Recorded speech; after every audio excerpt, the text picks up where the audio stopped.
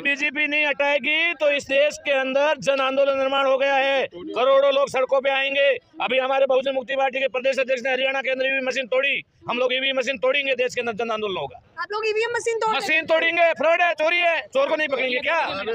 चोर कोई घर में करेगा उसको छोड़ देंगे, माला पहना के छोड़ेंगे। आप कह रहे चोरी हो रही है? चोरी हो रही है, चोरी हो रही है, 100% हो रही है। उसके खिलाफ निष्पक्ष है, स्वतंत्र। चुनाव आयोग चोरों का सरदार है। ईवीएम मशीन चोर है, चुनाव आयोग चोरों का सरदार है, चोरों का सरदार है, उसका भी बंदोबस्त करेंगे। ये भी बड़ा आरोप लगा रहे हैं। बहुत बड़ा आरोप है, बहुत बड़ा आरोप है। आरोप नहीं है, ये सही बात है। चोरों के सरदार को भी पकड़ेंगे और चोरों को भी पकड़ेंगे। खिल्ली उड़ाता है जो लोग उन पे सवाल उठाते हैं। चुनाव आयोग देखा ना कैसे देखिए, ऐसा है कि अभी हम लोगों को उनको ये लगता है ये कुछ करने वाले नहीं, इसलिए खिल्ली उड़ाने वाले हैं। ऐसी खिल्ली काशीराम जी के साथ उड़ाते थे, लेकिन उन्होंने भारत के सबसे बड़े सूबे उत्तर प्रदेश में 4 बार मुख्यमंत्री बना दिया। अगर आप ईवीएम तोड़ेंगे तो आप पे एक्शन होगा, पता है? अरे मैं वकील हूँ, हाई कोर्ट का, मेरे ऊपर एक्शन होगा तो मुझे पता है कि कौन कौन सी धारा में एक्शन होगा। जवाब क्या देना है मैं दे दूंगा। कुछ नहीं हो रहा है, यही डराया जा रहा है। ये मीडिया के माध्यम से डराया जा रहा है, आम जनता को डराया जा रहा है कि ऐसा करोगे तो ऐसा हो जाएगा। आम जनता का हक नहीं है, आम जनता का अधिकार नहीं है। हमारे वोटों की चोरी हो रही है, अगर नहीं हो रही है तो कंफर्म करके बताओ। आप वीवीपैट से 100% मिलान करो। जो पर्ची बॉक्स में गिरती है उसका और जो ईवीएम के अंदर वोट गिरा है उन दोनों का मिलान कीजिए, हम अपने आप क्लियर कर लेंगे। आप उस पर्ची का गिनती नहीं कर रहे हैं, इसका मतलब जो वोटर है उसको अपने मत के लिए सर्टिफाइड नहीं कर रहे हैं, नहीं कर रहे हैं, इसका मतलब चोरी कर रहे हैं। अरे कह रहे तकनीक का उदाहरण है ईवीएम। कोई तकनीक का उदाहरण नहीं है। ये मोबाइल हैक हो सकता है कि नहीं हो सकता? सैटेलाइट से सिस्टम, यहाँ से धरती से सैटेलाइट से होता है कि नहीं होता है? तो ईवीएम कौन सी बाकी मूली नहीं हो सकती? अभी 99% एक सुबह चुनाव शुरू हुए, शाम को खत्म हुए, 40% हुए होंगे, 50% हुए होंगे, 60% हुए होंगे, तो 60% बैटरी डिस्चार्ज होनी चाहिए कि नहीं होनी चाहिए?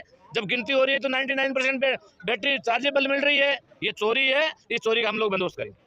बंदोबस्त तो आप लोकसभा चुनाव से पहले भी कर रहे थे, क्या हुआ उसका? हम लोग तो बंदोबस्त करेंगे, उस समय परमानेंट बंदोबस्त करेंगे। अभी तो उनको हम ये कह रहे हैं कि देश के अंदर लोकतंत्र है, संविधान है, उसकी मर्यादा का पालन करो, उसके अनुसार देश के अंदर चलो। अगर तुमने संविधान की टकेभर की माननी बंद कर ली तो फिर हम संविधान सम्मत इस देश के अंदर आंदोलन करेंगे।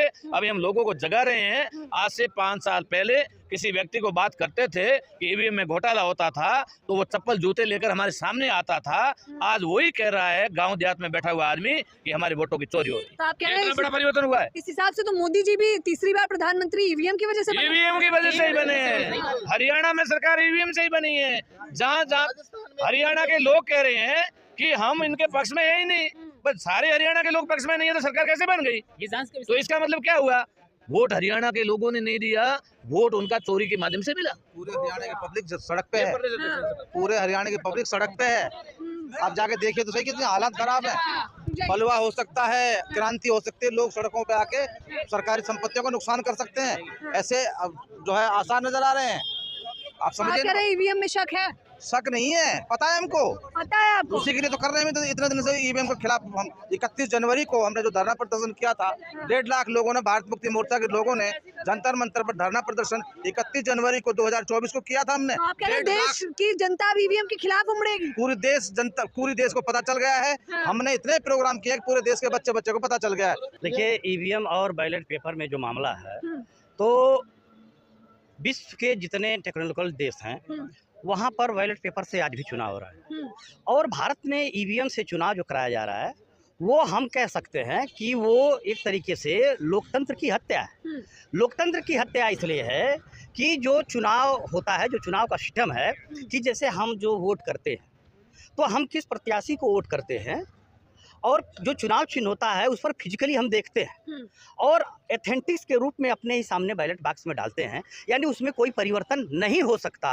ये बैलेट पेपर की गारंटी होती है। मगर ईवीएम से जो चुनाव हो रहा है, ईवीएम एक इलेक्ट्रॉनिक मशीन है, उसमें छेड़छाड़ होना संभव है, तो इसलिए नतीजे बदलने में ज़्यादा वक्त नहीं लगते। इसलिए हम कह सकते हैं कि ईवीएम से फ्री, फेयर एंड ट्रांसपेरेंट चुनाव नहीं हो सकते। नहीं होता? नहीं होता। हाँ। बिल्कुल नहीं होता, हो ही नहीं सकता। हो ही नहीं सकता? हो ही नहीं सकता। हाँ।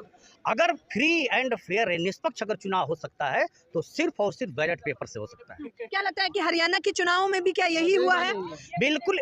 हरियाणा का चुनाव छोड़िए, भारत में 2009 के बाद जितने चुनाव हो रहे हैं वो सब ईवीएम के माध्यम से कराए जा रहे हैं और ईवीएम के खिलाफ इतना बड़ा आंदोलन चल रहा है। तो मैं कहना चाहता हूं चुनाव आयोग को कि चुनाव आयोग को जनता के हिसाब से काम करना चाहिए, ना कि अपनी जबरदस्ती के हिसाब से काम करना चाहिए। जब जनता के लिए चुनाव हो रहा है, जनता अपने लिए चुन रही है, तो जनता जिस तरह से चुनाव करना चाहती है तो जनता की मंशा के हिसाब से बैलेट पेपर से चुनाव होना चाहिए। तो आप कह रहे हैं अभी जनता के मन से चुनाव नहीं हो रहा? बिल्कुल जनता के मन से चुनाव नहीं हो रहा है। हाँ। जनता के मन से चुनाव होता तो बैलेट पेपर से चुनाव होता, तब जनता के मन से चुनाव होता। आप देखिए जंतर मंतर पर हम ही लोगों ने, पूरी भारत की जनता ने धरना प्रदर्शन दिया, पूरे देश में हम लोगों ने, पूरे भारत की जनता ने धरना दिया और ये मांग कर रही है कि ईवीएम हटा करके बैलेट पेपर से चुनाव कराया जाए। तो आखिर चुनाव आयोग क्यों अड़ा हुआ है? इससे सिद्ध होता है कि चुनाव आयोग खुद निष्पक्ष नहीं है और किसी के दबाव में काम कर रहा है। यानी इस देश में जो शासक वर्ग है, शासक वर्ग के दबाव में चुनाव आयोग काम कर रहा है, इसलिए वो ईवीएम नहीं हटाना चाहता। आप बताइए क्या नाम है आपका? मेरा नाम हाँ। स्वर्गीय डॉक्टर बाबूलाल लोहार, जनपद चंदौली। बताइए बाबूलाल लोहार जी कि ईवीएम पे लगातार सवाल जारी है। उत्तर नहीं मैडम, आप ध्यान दी। मेरा नाम है स्वर्गीय डॉक्टर बाबूलाल लोहार। मरे हुए आदमी से कभी आपने बात किया है? चलिए मुद्दे पे आ जाते हैं।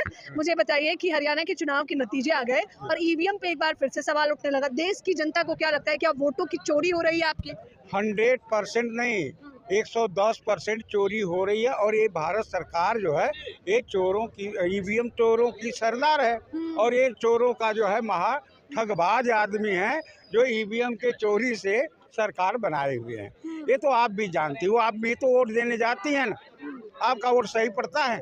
वो तो कह रहे हैं निष्पक्ष है। नहीं है, निष्पक्ष नहीं है। जिसमें चोरी हो रही है उसको वो निष्पक्ष कहता है और सही बात को कहने की उसके पास हिम्मत नहीं है। मैं भारत सरकार को बोल रहा हूँ, योगी मोदी तमाम लोगों को, इनके पास निष्पक्ष काम करने का कोई भी तरीका नहीं है। ये बेईमानी के ऊपर उतरे हैं और ये जो जन सैलाब आप आप कह रहे हैं बेईमानी से जीत रहे हैं? जी 100% बेईमानी से जीत रहे हैं। हाँ। 100%। अच्छे दिनों से नहीं जीत रहे हैं? अरे अच्छे दिन कहाँ? विकास 5 साल का विकास कम से कम इतना बड़ा तो होना चाहिए।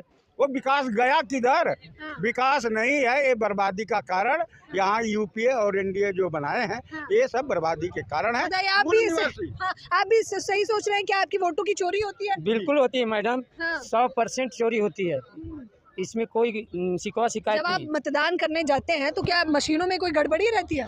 साहब जब राशन बांटने वाला उसको हैंग कर सकता है तो क्या ईवीएम का हैंग नहीं हो सकता है? आप ये जो आदमी बनाया है उसको आदमी हैंग करता है।